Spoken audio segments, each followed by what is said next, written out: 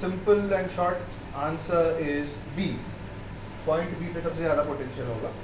और कुछ लोगों ने इसमें थोड़ा सा कंफ्यूजन शो किया, तो मैं छोटे से डेमोन्स्ट्रेशन में इसको क्लियर कर देना चाहता हूँ कि बेसिक जो फंडामेंटल चीज़ जो हमको इधर देखना चाहिए वो ये है कि फील्ड और पोटेंशियल में क्या रिलेशनशिप है।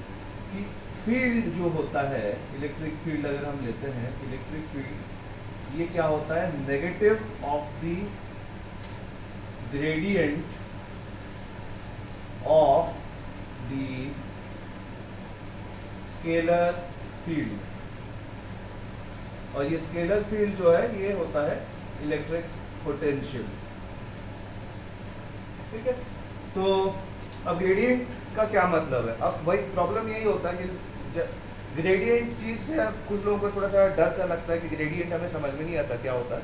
तो सिंपली मैं पहले बता देना चाहता हूँ कि ग्रेडियंट क्या होता है। ठीक है, अगर मान के चलिए ये एक्स एक्सिस है और ये वाई एक्सिस है, तो बेसिकली जो प्लेन है इस प्लेन में किसी भी पॉइंट को मैं एक्स एक्सिस और वाई एक्सिस के टर्म्स में, इसका मतलब एक्स एक्सिस में अगर यूनिट वेक्टर है आई कैप और जे कैप है unit vector along the Y axis, तो किसी भी पॉइंट को मैं यूजिंग आई कैप और जे कैप दिखा सकता हूँ। तो मान के चलिए मैं एक छोटा सा, ये एक्स वाई प्लेन है, इसमें एक छोटा सा रीजन जो है रीजन डिफाइन करता हूँ और उसको मैं एफ लिखता हूँ उस रीजन को, क्योंकि मुझे इसको फील्ड के हिसाब से दिखाना है। तो अगर ये स्केलर फील्ड है, ठीक है, स्केलर फील्ड इसका मतलब इस रीजन में कोई भी पॉइंट है उसके साथ एक स्केलर क्वांटिटी एसोसिएटेड है जो कि एक नंबर है, नंबर स्केलर होता है। तो अब ये स्केलर फील्ड हो गया। अब स्केलर फील्ड का अगर हम ग्रेडियंट निकालेंगे वो तो हमको वो देगा वेक्टर फील्ड। तो अगर स्केलर फील्ड पोटेंशियल है तो उसका हम ग्रेडियंट निकालेंगे तो वो हमको इलेक्ट्रिक फील्ड देगा जो कि पोटेंशियल का ग्रेडियंट। एक्चुअली ये मैथमेटिकल कॉन्सेप्ट में सीधा सीधा हम सिंपल ग्रेडियंट निकाल देते हैं, बट फिजिक्स में नेगेटिव ग्रेडियंट के हिसाब से हम डिफाइन करते हैं। तो स्केलर फील्ड का नेगेटिव ग्रेडियंट जो होता है वो होता है हमारा वेक्टर फील्ड।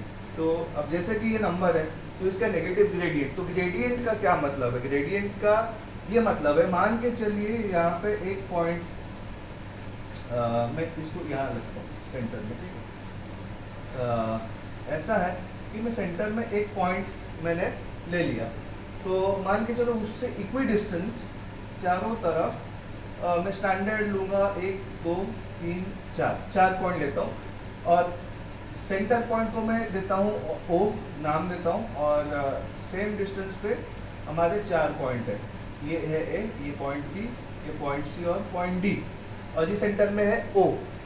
तो वैल्यू के हिसाब से ओ का जो स्केलर वैल्यू है 0 है, ए का है 1, बी का 2, सी का 3 और डी का हो गया 4। ठीक है, स्केलर वैल्यूज हैं उनके, तो उसको आप पोटेंशियल भी मान सकते हैं, मगर मैं प्लेन एंड सिंपल केस में डिफाइन कर रहा हूँ। तो अगर ऐसा है तो ग्रेडियंट क्या होता है, ग्रेडियंट का इंट्यूटिव डेफिनेशन होता है, gradient is the maximum rate of change of the scalar quantity with respect to direction in the direction of the maximum rate of change। फिर से इस चीज को मैं रिपीट कर रहा हूं, gradient of a scalar field is the maximum rate of change of the scalar value with respect to distance in the direction of the maximum rate of change। तो इसका मतलब क्या होता है, ये होता है कि अगर मैं स्टार्ट करता हूँ ओरिजिन से, जो कि नाम मैंने दिया O और इसका स्केलर वैल्यू 0 है, और उसके आसपास अगर मैं 4 पॉइंट देखता हूँ, मान के 4 ही पॉइंट है अगर, तो एक अगर मैं सेम डिस्टेंस ट्रैवल करूँगा और A के पास आऊँगा तो चेंज कितना होगा 1, यहाँ चेंज होगा B पे 2, यहाँ पे चेंज होगा 3 और यहाँ पे चेंज होगा 4। तो मैक्सिमम चेंज किधर मिल रहा है, maximum change along the direction D मिल रहा है। ठीक है, ये डायरेक्शन है, तो इन दैट डायरेक्शन है ना, तो ग्रेडियंट का वही डायरेक्शन, ये मैथमेटिक्स है कि ग्रेडियंट का वही डायरेक्शन होना चाहिए। और वैल्यू क्या है, वैल्यू होगा 0 से जाता है 4, तो वैल्यू चेंज कितना हुआ 4, सो ये आ जाएगा वेक्टर। तो ये होना चाहिए mathematical field, but since physics में हम नेगेटिव ग्रेडियंट लेते हैं फील्ड के लिए, तो ये तो फोर्थ तो ग्रेडियंट हो जाएगा, तो फील्ड निकालना है तो हमें नेगेटिव इस डायरेक्शन में दिखाना पड़ेगा, जो इस basically the negative gradient of the negative gradient क्या होता है कि it is basically the same चीज, ग्रेडियंट का जो डेफिनेशन दिया उसका डायरेक्शन को आपको नेगेटिव कर देना है, या तो डायरेक्शन सेम रखना है, मैक्सिमम चेंज रखना है तो वैल्यू को नेगेटिव कर देना है। तो बेसिकली मैथमेटिक्स में क्या होता है कि ग्रेडियंट का मतलब होता है कि the maximum rate of change of the scalar with respect to distance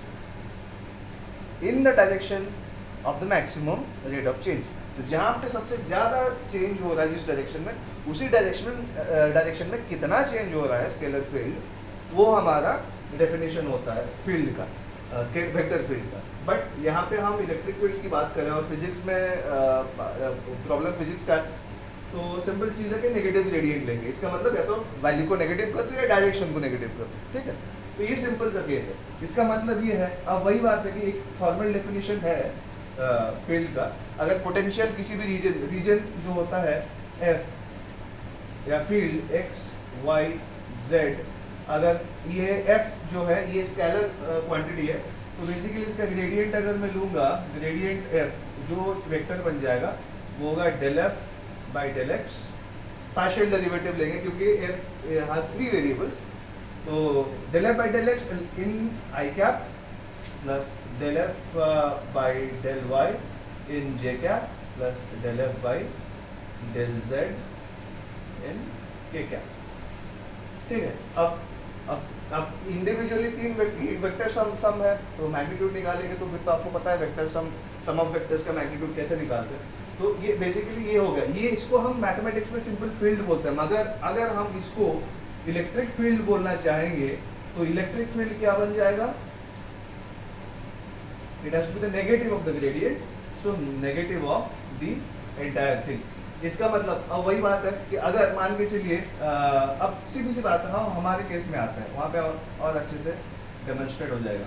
ई जो है basically uniform electric field that is directed along the x axis, हमने इधर एक्स को डिफाइन किया था और इधर वाई में डिफाइन किया था, और यूनिफॉर्म है इसका मतलब एक ही डायरेक्शन में जा रहा है, मैग्नीट्यूड भी सेम है ना ई का, और डायरेक्शन भी सेम है हर जगह। तो इसका मतलब है वाई एक्सिस में तो कहीं मुड़ ही नहीं रहता, there is no change of potential along the Y axis, तो जो भी चेंज हो रहा है वो एक्स एक्सिस में हो रहा है, ठीक है। वेरिएबल हमारा एक ही है, तो अगर वेरिएबल एक है तो partial differentiation becomes total differentiation. तो यहाँ पे हम इलेक्ट्रिक फील्ड को कैसे करेंगे, माइनस ऑफ डी वी, ये जो स्केलर फील्ड अगर जो पोटेंशियल हम जिसका हम फील्ड निकाल रहे हैं, तो D V by D X, क्योंकि लॉन्ग दी एक्स ही चेंज हो रहा है into I cap. So basically यही होता है। अब अगर D V by D X positive होता, अगर पॉजिटिव जो होता है रेट ऑफ चेंज, इसका मतलब है अगर हम इस लाइन से स्टार्ट करते हैं और इधर मूव करते हैं, तो with increase in x the potential will increase, but हम ई का डिफिनेशन जो है उसमें हमने डिफाइन किया नेगेटिव ग्रेडियंट। इसका मतलब क्या है कि if we start from here and keep in and go in the direction of increasing X, the potential has to drop, क्योंकि नेगेटिव हो जाएगा तो पोटेंशियल ड्रॉप होगा। तो जो भाई ये स्टार्टिंग लाइन से जो जितना, अब वाई एक्सिस मैटर नहीं करता कि वाई एक्सिस में कौन कहाँ पे, क्योंकि वाई एक्सिस में जो है वाई एक्सिस में हो या फिर पैरेलल टू वाई एक्सिस में कोई कहीं पे भी रहे, पोटेंशियल सेम होना है, तो potential change along the x axis होगा। तो जितना स्टार्टिंग लाइन से जितना दूर जाएगा उसका उतना ही ज़्यादा ड्रॉप होगा, इसका मतलब उसका उतना कम पोटेंशियल होगा।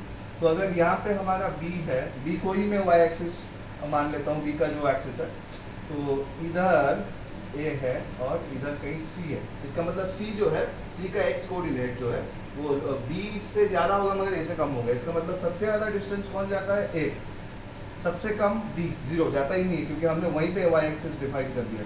और सी जो है वो ए से कम जाता है, इसका मतलब पोटेंशियल सबसे ज़्यादा होगा बी में, उससे थोड़ा सा कम होगा सी में, और उससे और कम होगा ए में। अगर क्वेश्चन ऐसे बदल जाए कि आपका in the order of decreasing और इंक्रीजिंग पोटेंशियल, आप बताओ इस चीज़ को, तो पोटेंशियल कैसे होगा answer, in the order of decreasing potential क्या होगा कि बी का पोटेंशियल ज़्यादा होगा सी से और सी का पोटेंशियल ज़्यादा होगा ए से।